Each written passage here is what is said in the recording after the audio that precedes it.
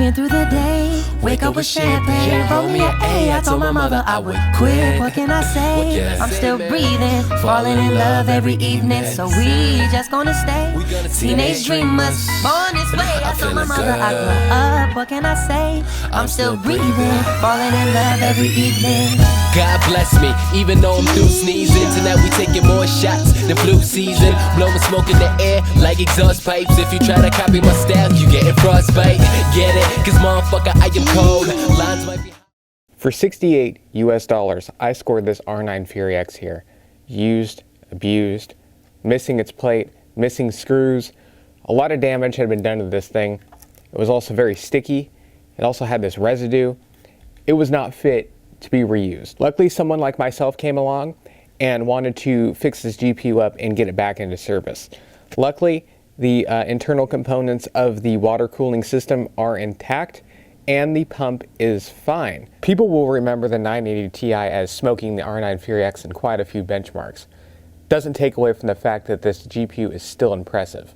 This is a pretty important project for me, guys. This is the first ever item I have with my logo on it. And I know that sounds ridiculous, but the amount of work I've put in and the amount of time I've put into making things in the past and now in the present, this logo means much more to me than just a GPU that has my logo on it. This represents all the people that have watched these videos. This represents all the work and time I've put in, all the sacrifices I've made. And this is really important. And this is one that's going to be sticking around for a while and is not going to be sold. This one's going to stay with me.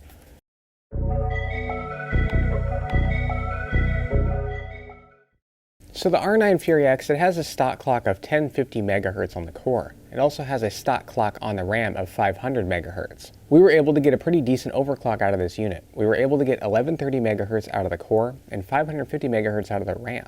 And the only thing we did was up the power limit. We added no extra voltage. Especially with this old card, we're going to want to extract as much performance as possible, so to give it the best opportunity. Fully unleashed, this thing uses two 8-pins and can use upwards of 275 watts. Hence the included AMD stock water cooler. In order to cool 4,096 shading units and 4 gigs of onboard HBM, first generation of HBM by the way, water cool is kind of needed. Luckily, this card supports the newest version of DirectX and OpenGL, so we should be able to play almost any game we want. It shouldn't be held back. AMD stopped supporting this card with driver updates a few years ago. However, there's been a community outreach group called AMD. I may be butchering that. I'm not really too familiar with this since I don't really play that much with older AMD GPUs that often. Apparently, this is a third-party modded driver that will help these older GPUs. And since our GPU is GCN 3.0, it should be supported by a newer driver that they made, which was pretty recent actually, like July when I tested this. And I tested it near the end of July. So these are still getting frequent updates and still done by the community, which is very neat. Now with that said, just because you can run something doesn't mean you should. So our job today is going to be to obviously find out what it can and can't run. For the most part though, we're going to be targeting 1080p in a majority of our titles, but titles that perform really well at 1080p, we'll bump up to 1440 and sometimes even 4K just to see. I really wanted to get down and dirty. I wanted to also test some old games that came out around the time that this card was launched and some new games as well. So we're going to give it a full, huge, maybe 20 game benchmark rundown. So our test system today is going to be Project Nyakaj. Performance of this system is similar to like a Ryzen 7 1700 or maybe a little faster than that. It has 8 core 16 threads and it's a engineering sample CPU. We have 32 gigs of DDR4 in there as well, running at 3466 megahertz. Now this is a great system since it won't bottleneck our GPU at all. When I bought this GPU, it was missing that front shroud and pretty beat up. So later in the video, we'll be cleaning it, but I needed a front shroud. Doing what I do, I actually found out that AMD released some schematics for some of the front shrouds of the R9 Fury X. And this is right when 3D printers was first coming alive. And with that said, I found a cool model, and it's a Han Solo model because this GPU came out around the time Star Wars Battlefront came out. I went onto a Reddit group and posted a request for someone to 3D print this for me. And when I did this, I was actually very blown away by the amount of responses I've got and the amount of people that wanted to 3D print this random thing for me. So it was very neat to use the Reddit community sometimes that can be kind of questionable for good. And let me tell you, these people that were messaging me were extremely polite, respectful, and wanted to get my thing done as best as possible. I may have posted the thing for 5 minutes and I already had multiple responses. So what I ended up doing was I want to be as respectful as possible, and I would like to do more 3D printing with other people in the future. But here's the thing, I felt entitled to go with the first person that messaged me. He goes by the alias The 3D Solution. He has an Etsy page. I'll also put that in the description down below, and you guys need to check this stuff out. If you ever have any 3D printing needs, definitely hit him up or go on Reddit and make a request. Now with that said, he's an extremely cool guy and actually went out of his way to ask me if I wanted to add anything to the graphics card. And he added my logo to the shroud, which is probably one of the coolest things I've ever had on the channel. It truly makes my Fury X unique, one of a kind, and probably mine forever. Not really. I mean, I'm young and I'm stupid and I rap and nobody really feels me. Alright you guys, so right here we have the 3D printed cover for the R9 Fury. And let me tell you, I am so pumped. This thing is still sealed. All we did was take the label off, and I have not seen this thing yet. But this thing is a huge milestone for the channel and for the things that we want to do around here and the things going forward. This is a huge deal. This is the first item that I'll have that has my logo on it. And I think that that is super, super, super cool and is super, super important to the future of the channel. So let's open this thing. All right, you guys, here we go. This is it.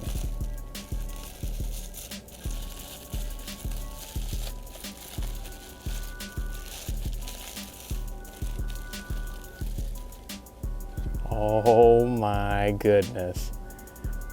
Check it out.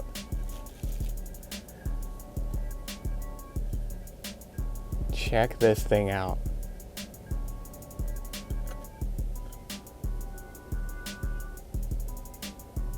That is amazing. So it's really neat. I guess we have two different ones here. We have one that's slightly bendy. It feels like a different material than the other one. So that is cool that we have two just in case we need to change around something. You guys already know, if we're going to be testing it on the channel, we're going to be cleaning it. So we're going to get this fan off of here, work on that first with a Lysol wipe and some Q-tips, and then we're going to get into cleaning the body of the graphics card. Now the fan and radiator isn't something I would definitely describe as filthy, but it's definitely aged, has some dust, and we definitely need to clean this off. I'm not really too familiar with these type of fans that they used on this radiator, but I will say the fan is extremely heavy, and the ball bearing is very, very fluid on this, so it's definitely a very high-end type of fan. When I first got this GPU, I noticed that the texture of this rubber was extremely sticky and very bizarre to handle, and it didn't feel good. I don't know if you guys have owned any like battery packs or anything with this rubber, but this is like a natural part of the rubber aging process. And what I've found is just taking rubbing alcohol and scrubbing the crap out of it will take off that layer of dead rubber and give you this nice, clean, smooth layer on the bottom. Other than that though, I already tested this GPU and the temperatures were excellent. So I'm gonna leave the thermal paste on there for now since it's quite a few screws to take apart and take out. But overall, I'm extremely satisfied with how this cleaned up considering the condition of it before. And yeah, we still got some scratches on the back plate, but it looks fine to me and I'm totally fine with using this. So I don't know if you guys are familiar in the Bay Area, we have a store called Bill's Ace Hardware, and by my house there's a location that actually went away but came back. They're a very specific type of hardware store, and they have a very specific set of fasteners and screws and stuff like that. It's much better than Lowe's or Home Depot, and they have very specific hands-on customer service. So I actually brought in the Fury X, and I brought in a small shard of a screw that came off of the Fury X because we need to put on that front plate that we had 3D printed by our friend, the 3D Solution. I actually brought the GPU in, and the guy at the counter actually knew what a GPU was. Like, he knew about tech. He literally goes off like 2 seconds, comes back with this box of screws, and maybe the third one we tried worked. And I actually brought a screwdriver with me and it threaded in perfectly. So if you guys are in the Concord, Pleasant Hill, Bay Area and you guys visit Bill's Ace Hardware, definitely give them a recommendation. It's super amazing. Greatest customer service I've had in a while. And the great guy at Ron here at this location helped me tremendously. So shout out to Ace Hardware, and let's get on with this. So before we go any further with getting this put on, I want to just quickly show you guys the screws that I bought from Ace Hardware. So that little black remnant was actually still on one of the GPU holes from the previous shroud. So I don't know if whoever owned it before me broke the front off and this stayed on there, but I used a magnet to get this out. And this is what I took with me to Ace Hardware and what I used to match these. And like I said, 5 minutes, and I showed the guy what this was. He came back with slightly longer versions of these. And these were $3.20. I got 8 of them, just in case, because I believe the other screws on the motherboard of that PCB are this standard, so I bought a few extra just in case. So, but I just wanted to show this off. This is what the guy used to match these with, this tiny little fraction. So we're switching cameras right now because the other camera is running out of juice and I really want to get this done. But plate number 1 right here, it doesn't quite go on like I would like the GPU. I don't like how it's going on there. And luckily, our friend, the 3D Solution, he printed us 2. So what I'm gonna do is I'm gonna use this other one here because they're slightly different shades of red. I actually think that this one, in my hand, looks better. So what I'm gonna do is I'm gonna take a drill and I'm gonna drill out, I said I wasn't going to, but I'm going to drill out a small portion of this hole. I have this here I could do by hand, but it's a little bigger than I would like. So I do have this drill bit set, and I have another cobalt set. So I'm just gonna find the drill bit that goes inside of this as it is, and then I'm gonna go one step up and drill that out, and then we'll try it again.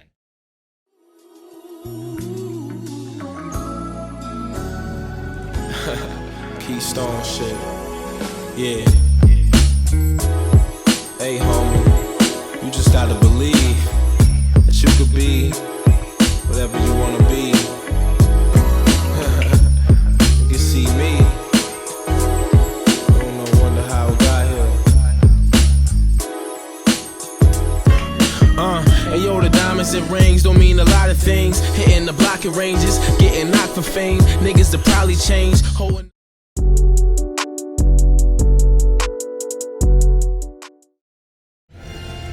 things I do for that princess.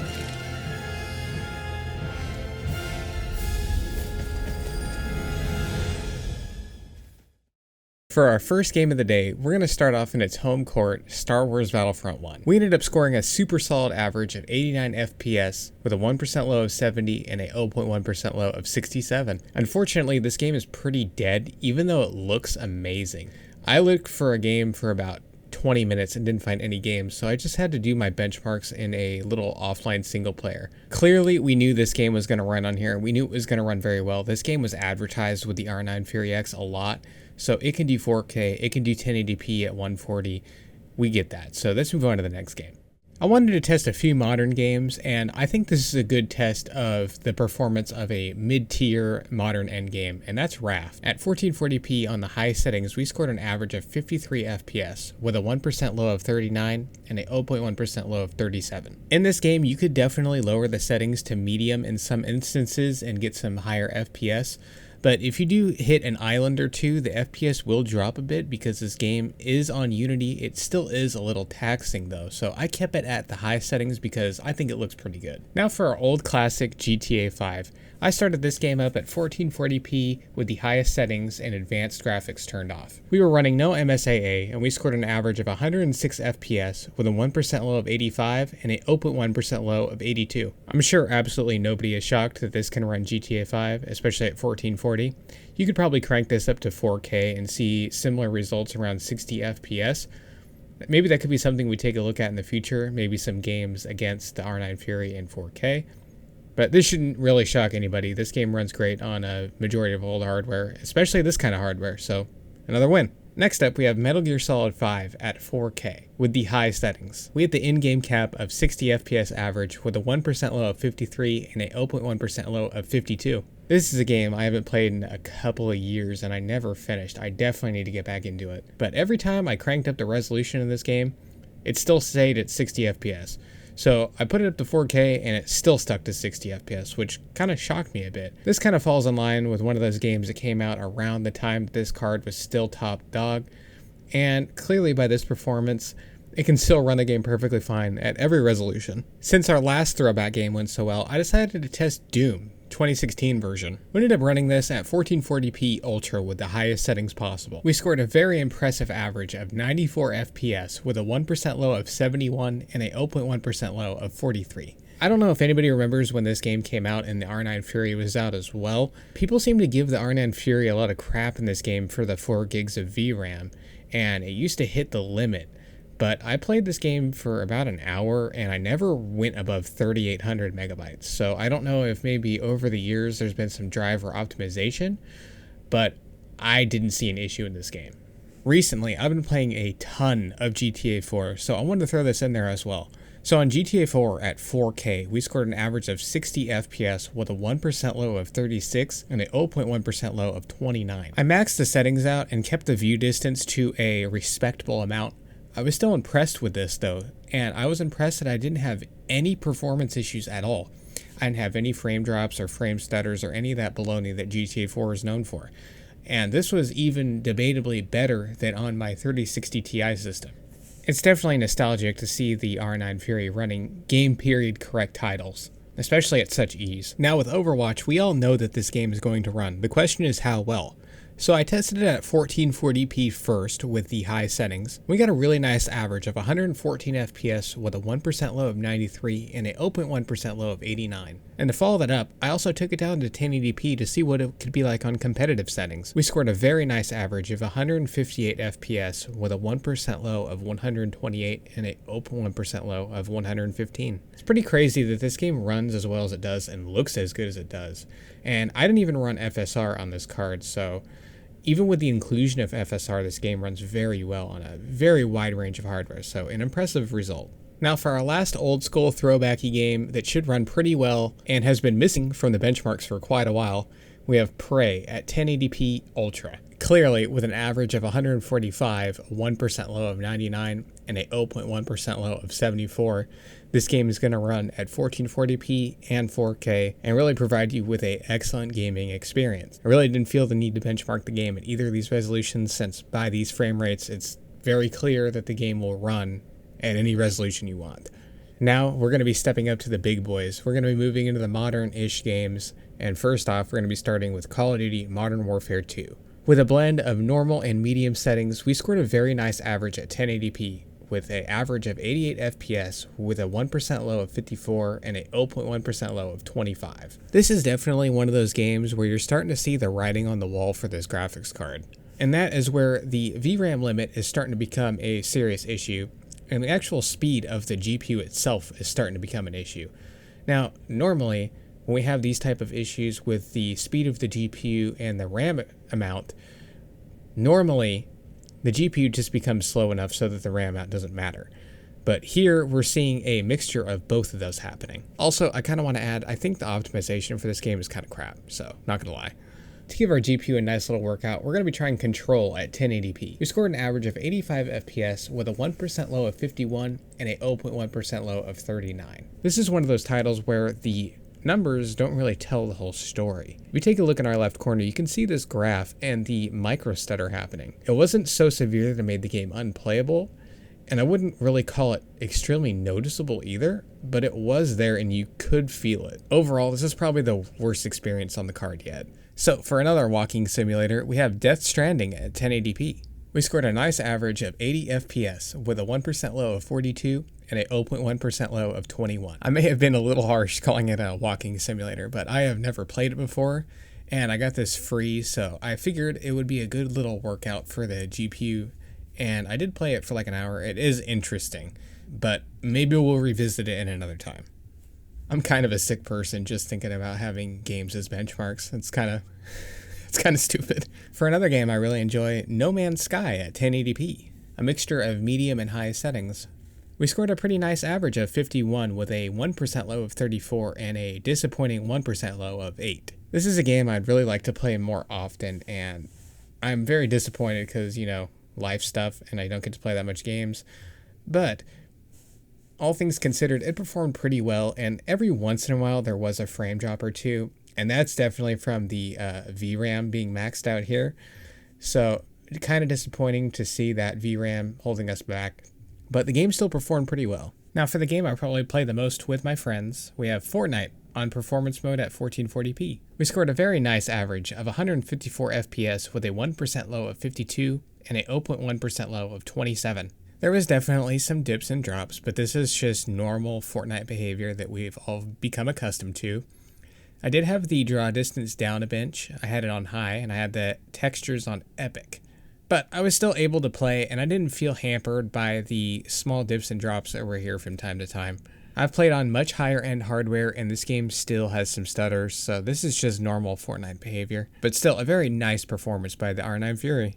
Other than Cyberpunk, probably the most demanding game on our bench today, Microsoft Flight Simulator, 1080p with a mixture of medium and low settings. We did, however, score an average of 66 FPS with a 1% low of 51 and a jarring 0.1% low of 14. That 0.1% low is definitely going to stick out like a sore thumb because it is noticeable, and every once in a while you will have these major dips. That's one of the problems with Flight Simulator. It's also a well-known issue. If you're not running top-of-the-line hardware, it's something that's just naturally going to happen, and it's very difficult to not experience that in this game. But either way, though, the experience is definitely pretty good, and I've played on much worse. I also decided to load up Battlefield 2042 at 900p. We scored an average of 53 FPS with a 1% low of 39 and a 0.1% low of 35. I decided to drop the game to 900p to get closer to that 60 FPS. When I booted up the game, I was playing at 1080p medium, and the experience was alright, but it was a little jittery, and I didn't like that, so I preferred closer to 60 FPS, so I dropped it to 900p. And the experience was pretty good. Definitely the most taxing game today on the GPU for sure. It'll definitely be interesting to see what'll happen with the next Battlefield release and if that'll perform well as well, or if it'll perform worse. For our final benchmark of the day, we have Cyberpunk 2077 at 1080p medium with the low crowd density. We scored an average of 54 FPS with a 1% low of 40 and a 0.1% low of 26. I just started getting into this game recently because I got it on sale, and I've been having a ton of fun playing it. But it is definitely not the easiest game to run. However, the R9 Fury X does a pretty good job of running it in my opinion, and the game still looks pretty good. It is worth pointing out I did take benchmarks from the high crowd density setting with the exact same settings at 1080p. That actually dropped our average down to 47, and the 1% and 0.1% low were very similar. So if you prefer to have a lot of people on screen, you're going to be seeing a few FPS hit definitely for having that on. It's been a lot of fun taking a look at all these games with the R9 Fury, and as you can see, it's ice cold. Barely touching 50C in this game. A lot of the games I did play, it didn't even go over 55C. It's been a joy to use, and I can't believe this experience is still available, especially for this price. And it's definitely interesting to see it running Cyberpunk. We're going to be winding down all these benchmarks. If you guys are interested in a PassMark result or a 3D Mark Firestrike for the entire system and the system specs, you can check that out in the description, and I'll put that down below. So you can check out to see what kind of CPU we're running and all that stuff if you missed it in the beginning. So let's wrap this up and hit our conclusion.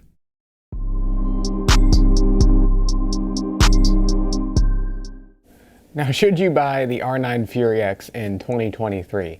Well, that remains the question. If you find it for $60 like I did, it can be a very interesting solution for you, 980 Ti's are also pretty expensive, so if you find one cheap and you're willing to take a gamble on the water cooler, it could be an interesting investment for you. I was looking on eBay and I was looking at sold listings. I actually saw quite a few R9 Fury X's selling between $60 and $80. And at that price, it could be very interesting. And like I said, I bought a pretty rundown version. The ones that are selling on there, if you just submit a bid, nobody's looking to buy these. All you have to do is submit your bid, because no one's watching and no one's bidding on these, and you could win this for potentially $60, $70, $80. And that's where it starts to get very interesting. For the money, you guys, this is very impressive performance, and I'm not going to recommend anybody go out and do this. I pretty much saw this as an opportunity and a project and a way to get involved in the community, and a way to make more content and make better content. I wouldn't necessarily recommend anybody go out and get an R9 Fury X, but if you happen to find one for $60 or you happen to have one already, you definitely should overclock it and get that little extra performance out of it. As we've already assessed, the thing runs very cool. And I can touch the card with my bare hands and it's barely warm to the touch. I mean, it's an extremely cool card if it's working and functioning properly. That said, the AIO can definitely degenerate and degrade with time, and you can lose your liquid. But for now, it seems to be working fine. Going forward though, there's definitely some games that are looking to be a little more intensive on the Fury and are not going to perform up to your standard.